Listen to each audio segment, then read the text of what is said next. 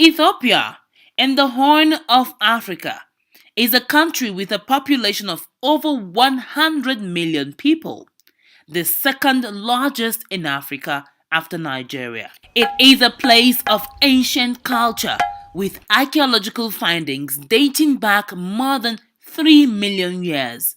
In Bahir, the capital city of the Amhara region in northern Ethiopia, a port on the south shore of the huge inland lake Tana, is the Zege Peninsula, home to medieval monasteries. It is a 2-kilometer walk from the Lake Tana port to the Kidanemehrat Monastery in the Zege Peninsula.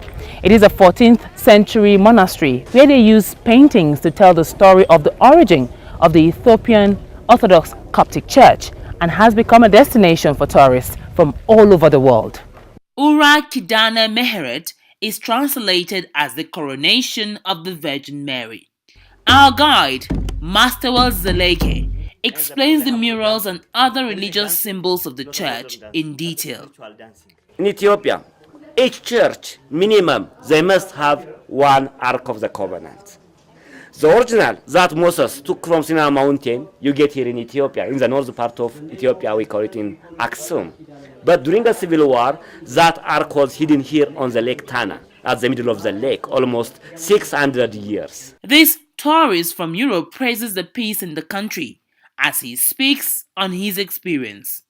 I think there is huge potential here for much greater visitation from Europe, from North America, from the rest of the world, because Africa has so many treasures. It's so many countries, each with its own culture, each with its own history, and so many sights to see. And it's also very good value too for travellers. Once you're here, it's tremendous. So I think that the future looks very good for tourism in Africa. In 2016 alone, Ethiopia tourism stood at $3.5 billion, beating that of its more established Eastern African neighbors, Kenya and Tanzania combined. However, the crisis rising from anti-government protests that rocked the country late last year threatened the booming tourism industry. But it has begun picking up again and fast.